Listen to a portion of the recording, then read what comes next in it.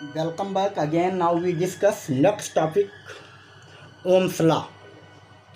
ओम का नियम। ओम का नियम जो होता है इलेक्ट्रिसिटी में बहुत ही फेमस और इम्पॉर्टेंस लॉ में आता है।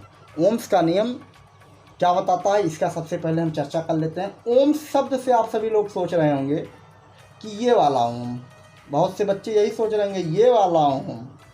ना, बिल्कुल नहीं, ये वाला ओम नहीं है। एक चीज़ ध्यान लीजिए, ओम नाम है एक। ओम क्या है? एक नाम है। ये क्या है? नेम है। किसका नेम है? साइंटिस्ट का। किसका नाम है? साइंटिस्ट का, वैज्ञानिक का। ये क्या है? नाम है। ठीक, इतना बात तो समझ में आ गया। इन्होंने क्या किया, जैसे अपने दैनिक लाइफ में आप सभी लोग बैटरी इस्तेमाल करते हो कि नहीं इस्तेमाल करते हो? करते होंगे ना। अच्छा, इसके बारे में थोड़ा अभी चर्चा करते हैं। ओम्स का जो संकेत ये है, ये नहीं बल्कि ये इस्तेमाल किया जाता है। ध्यान रखिएगा, ओम का संकेत ये इस्तेमाल किया जाता है। ये अभी आगे हम इसको प्रत्येक में बताएंगे, लेकिन सबसे पहले ओम पर थोड़ा सा चर्चा कर लें, तब आगे हम बढ़ाएं। ओम्स क्या है? एक प्रकार के आपके वैज्ञानिक हैं।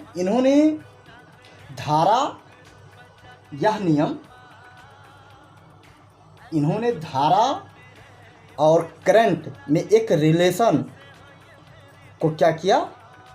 बनाया या बनाकर दिया।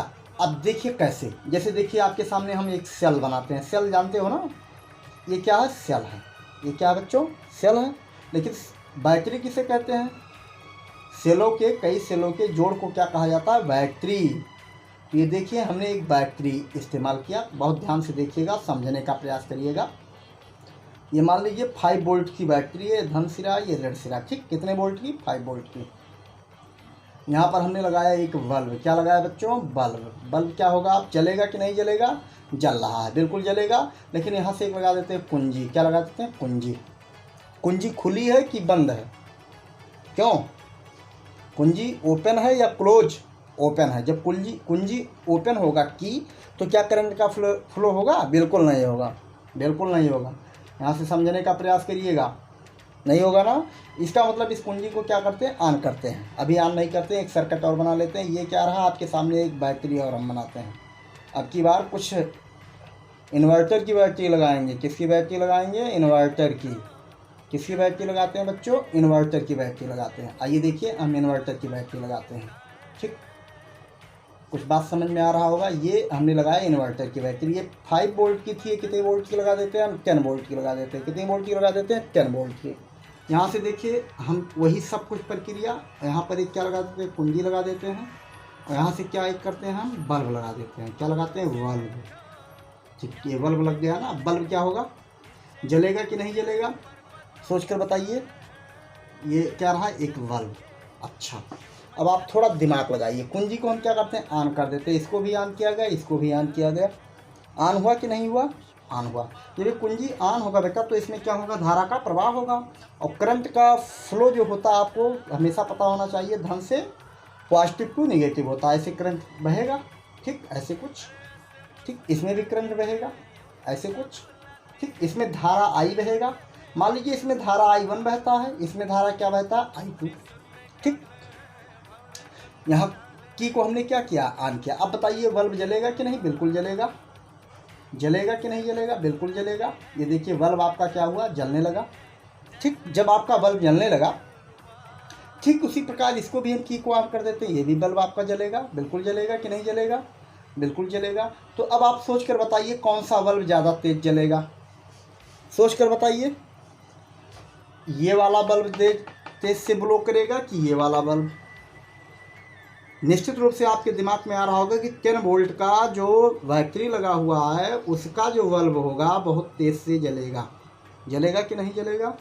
अच्छा, ये तो रहा आपका एक दैनिक लाइफ में उपयोग की तरह हमने बताया। अच्छा, ये बताइए, जब ये तेज से जलेगा तो इसके लिए जिम्मेदार कौन होगा?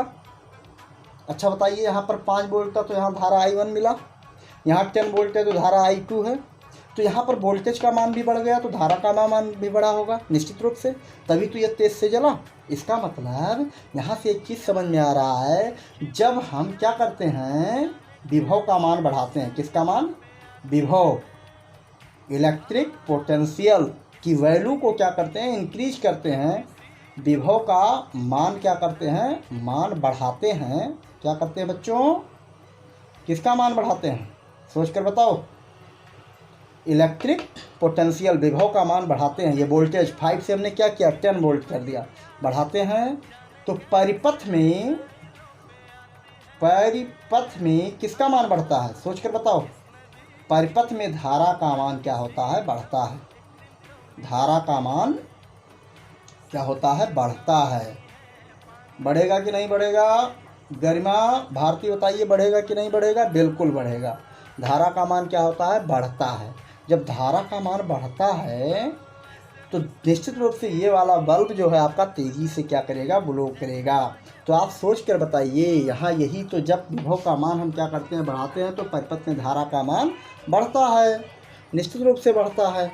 तो यहाँ पर ध्यान दीजिए, यही जो आपका नियम है, यहाँ पर अगर हम विभव का मान बढ़ाते हैं तो धारा का मान क्या होता है, बढ़ता है।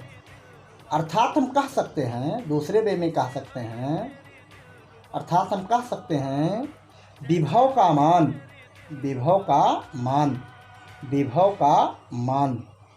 किसके अनुक्रमानुपाती, किसके अनुक्रमानुपाती, धारा के क्या होगा, अनुक्रमानुपाती होगा। धारा के क्या होगा, अनुक्रमानुपाती होगा। होगा कि नहीं होगा, बस यही नियम क्या कहलाता है, ओम का नियम कहलाता है। देख लीजिए, बात को समझ में आ गया।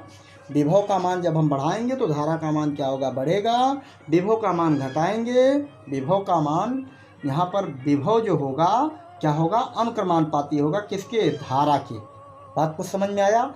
विभव का मान जब बढ़ाएंगे तो धारा का मान बढ़ेगा, विभव का मान घटाएंगे तो धारा का मान क्या होगा, घटेगा। लेकिन इसके साथ शर्त है, एक शर्त ये है, जो हम परिपथ इस्तेमाल करते हैं, परिपथ के, ध्यान दीजिए, परिपथ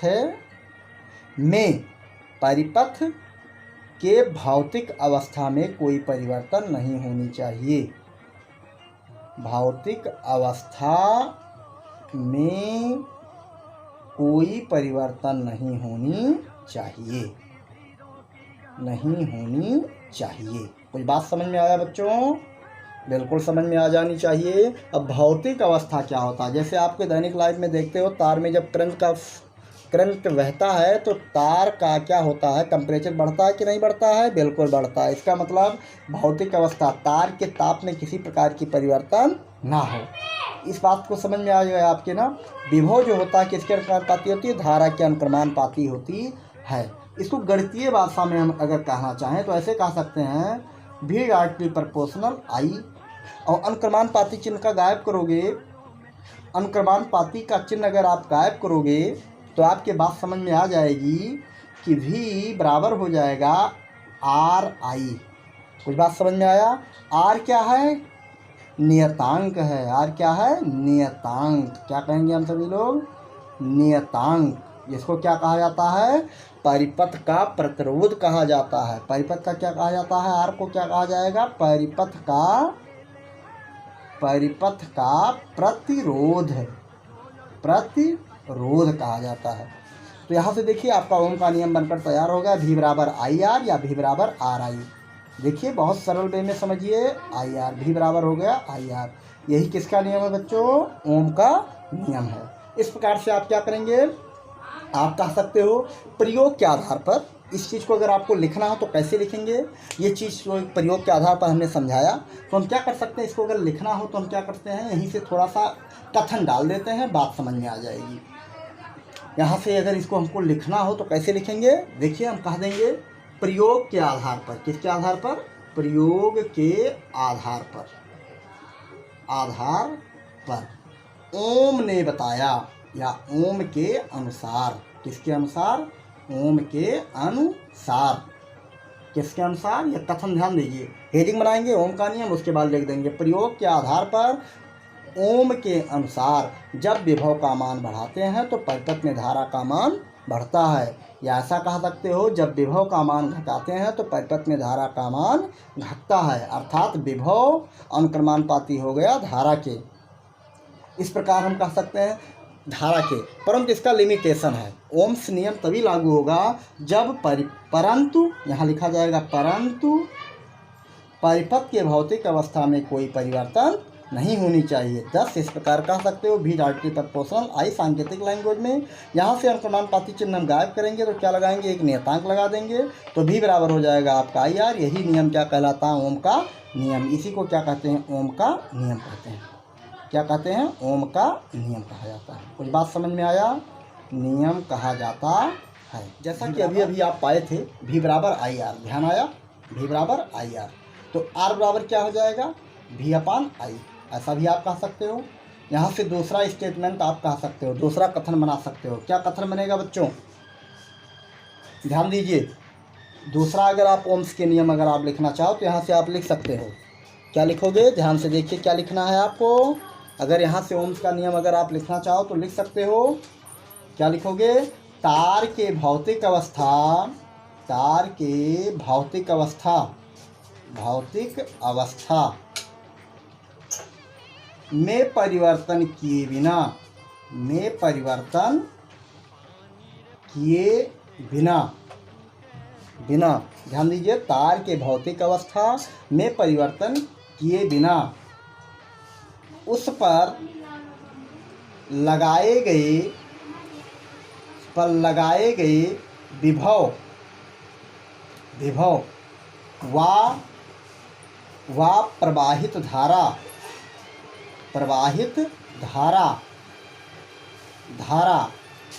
का अनुपात क्या होता है, नियतांक होता है। अनुपात क्या होता है, नियतांक होता है, नियतांक होता है। ऐसा भी आप कह सकते हो, उनके नियमानुसार ऐसा भी आप कह सकते हो। तार के भौतिक अवस्था में परिवर्तन किए बिना उस पर लगाए गए विभव व प्रवाहित धारा का अनुपात क्या होता है, नियतांक होता है। अब इसको थोड़ा सा प्रायोगिक हम सत्यापन द्वारा हम दर्शाते हैं। अगर आप भी और आई में क्या खींचिए, ग्राफ अगर आप ड्रा करेंगे, क्या ड्रा करेंगे, ग्राफ, किसमें, भी और आई में। यदि थोड़ा सा और आगे हम बढ़ा देते हैं, यदि भी व आई में क्या किया जाए, ग्राफ खींचा जाए,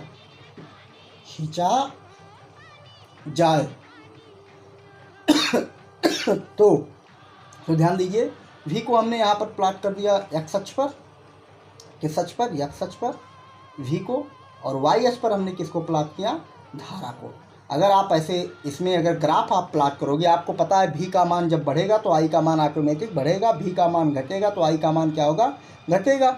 इसका मतलब सीधी सी बात है, ओम का नियम ये कहता है कि विभवांतर और धारा एक दूसरे के क्या होते हैं, अनुक्रमानुपाती होते हैं। इसका मतलब क्या हुआ, भी का मान और धारा में अगर आप ग्राफ प्लॉट करोगे तो एक ऐसी सीधी रेखा प्राप्त होगी। कैसी रेखा प्राप्त होगी, सीधी रेखा, ध्यान दीजिए, ऐसे कुछ सीधी रेखा।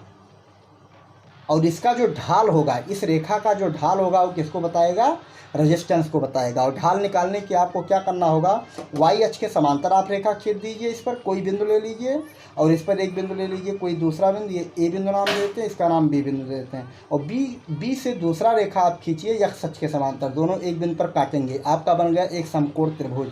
क्या बन गया, समकोण त्रिभुज। तो रेखा का ढाल यम बराबर आपको पता होना चाहिए, क्लास 9 में आपको ट्रिग्नोमेट्री पढ़ाया गया, कोऑर्डिनेट पढ़ाया गया होगा। यम बराबर होता है tan थीटा।